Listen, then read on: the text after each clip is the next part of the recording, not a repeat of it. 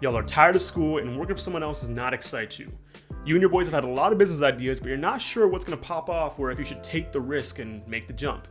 Today I'm going to share 5 quick tips for you to test those ideas, get started, and see if it's actually worth pursuing and if you can build a business out of this idea.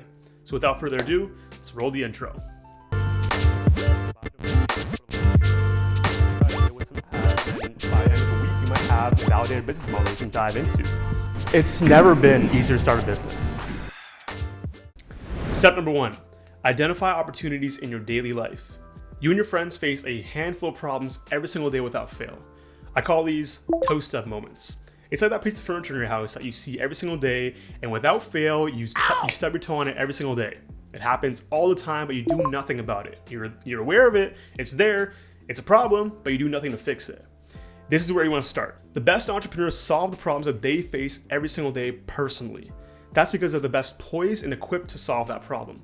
Since they face it regularly, they know the ins and outs, they know why it happens, and they know how they feel. This will help you empathize with the customer when you eventually get a product to market. Step number 2, examine the landscape. Now, the first thing you want to do here is ask, who are your competitors right now? Take a look at this problem you're solving and try to figure out who's already tackling this. Remember, you want to put yourself in the shoes of the potential customer. You want to empathize with them. Approach this like you're a potential customer looking to make a purchase from a competitor to make your life easier and solve this problem. Will this competitor's product do that? So when you're looking at your competitors, here are 2 questions you can ask yourself about them. Number 1, how do they acquire customers? Examining this can help you inform your marketing strategy. Take note of what elements of the product they highlight. Do they focus on price or on value? How are they positioning their product? Question number 2, what gaps do their solution have? Now, when you're looking at competitors, don't get discouraged if you see people that have already tackled your problem, because in reality, they might be only tackling one part of the problem or only tackling it for one customer group. Your solution could dive deep into a set of features for a particular set of customers, instead of trying to serve a broad customer base that the current competitors are already doing. Now, a note of caution here, when you're looking at your competitors, proceed carefully because your competitors could be completely wrong. You don't know what assumptions they've based their actions on, you don't know what data they already have, and you don't know what's really working for them. They could be on the shelf, they could be selling a product, but they could actually not be selling anything at all. They might have terrible revenue, their customer churn might be really high, and customers might not really like the product at all. So take notes of what they're doing, but don't take what they're doing as gospel. So something else could happen when you're examining the landscape. You might not find any competitors at all, which is great, but you gotta slow down here. Ask yourself, why doesn't it exist? If this problem or this idea is so big and it's gonna make you millions of dollars, why has no one else done it yet?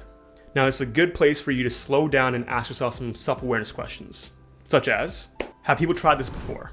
Is the market too small? How hard is the problem to solve? These 3 things could actually be an inhibitor to pursuing this business idea, because if no one else has tried it, one of those things might be true. The market might be too small, might be too hard to solve the problem, or the customers might not really care about this problem. So think about that if you find no competitors in this space. Now, you can't answer these questions or validate these assumptions by just staying at home and looking at competitor websites. You've got to get out there on the streets. And the best way to do that is by building an MVP. Now, an MVP stands for minimum viable product. This is the smallest and cheapest version of a solution that you can build before building out the whole product. Your MVP should have one goal and one goal only. Prove that there's demand for what you're building. Airbnb is a famous example of how MVPs help validate assumptions before building out a whole product. When co-founders Brian Chesky and Joe Gebbia needed help paying their San Francisco rent in 2007, they had an idea: rent out extra space in their house to strangers. Here's a breakdown of the Airbnb MVP. The problem: people coming in and out of town needed an inexpensive place to stay. The assumption: travelers will stay at a stranger's house for a lower fee than a hotel. The solution: they toss a couple of air mattresses into the house, toss up a landing page, advertised to the conference goers, and thus Airbnb was born. Now, the landing page was not pretty and does not look anything like what the Airbnb of today looks like, but it worked. It validated their assumptions and tested the market. There was demand for Airbnb. Now they had this, they could actually go out and invest more money into building a real product. Now, the tale of Airbnb proves that you don't need a polished product to break into the market. And don't think you need to hire a developer or a coder or spend time learning how to code yourself to be building a new app or a website. There's tons of quick and cheap ways for you to start picking up some design skills and use some free software to build out an MVP. Here's some examples: Adobe XD, Marvel, Bubble, InVision, Webflow. Now, these design tools are more than enough for you to get an MVP and show potential customers. Remember, The goal here is not to have a finished product, it's just to have enough to show customers and gauge their interest. Now you can move on to step number 3. Sorry to burst your bubble, but we're not going to be talking about SEO or growth hacking here.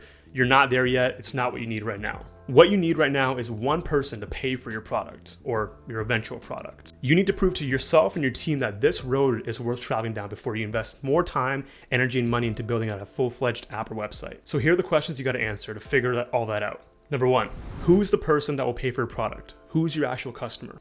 Number 2, how are they experiencing the problem that you're solving? Number 3, what are their current frustrations with the current solutions? And number 4, how much do they typically pay for existing solutions? Answering these questions will help you identify exactly who your customer is and paint a customer persona. Check out the link in the description below for a cool tool to help you build out your customer persona. Now, once you've nailed this, you can start looking for people who fit that persona. Take a look through your networks on Instagram, through LinkedIn, or just your family friends and see who is this customer. Reach out to them, shoot them a message, give them a call, and invite them for a one-on-one walkthrough of your MVP. Now, when they're walking through your MVP, you want to take close notes of how they're interacting with it.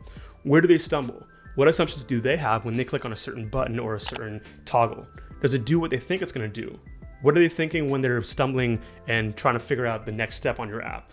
Is the app performing the way you expected it to? You'll know the walkthrough is successful when you ask them how much you pay for this and they give you an actual number. If they don't fret though. This is all part of the iteration process. Now, even if they don't want to pay for your product right now, this data is still invaluable. You can take this, you can iterate on your product and come back to them when you're ready with new changes. But remember, a sample size of 1 is not enough to validate your product. Talk to a couple people, 3 to 5, and that'll give you a good enough sample size to see what your product is actually doing and if it's resonating with your customers. So after you've gone through a few rounds of iterations, you have a pretty solid product and a good number of customers that are ready to pay for what you're selling. But before you go to market, ask yourself this. Step 4 now. Would you buy what you're selling? If the answer is no, it's time to start over.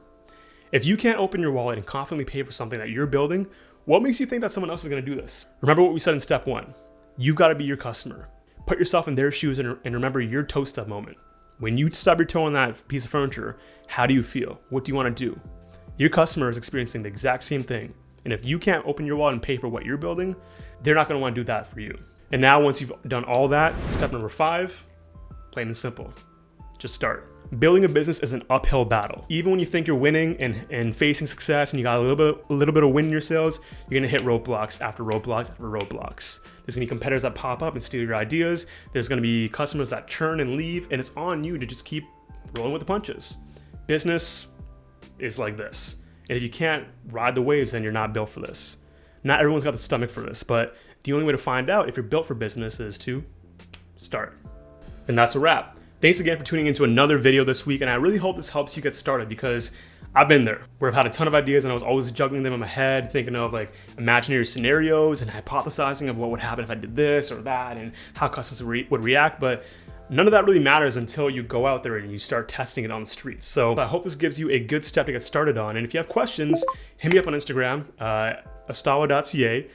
Or leave a comment down below, shoot me a message or anything, and I'll love to give you feedback on your ideas and help you get started too. But of course, as always, if you enjoy this video, insert the YouTuber boilerplate right here telling you to like, comment, subscribe. Like, comment, subscribe. Still can't get it right. But yeah, we'll see you next time. Whenever you're ready, buddy. My hair is going to progressively get like fluffier and fluffier throughout the video. Okay. Good. Okay, let's keep recording.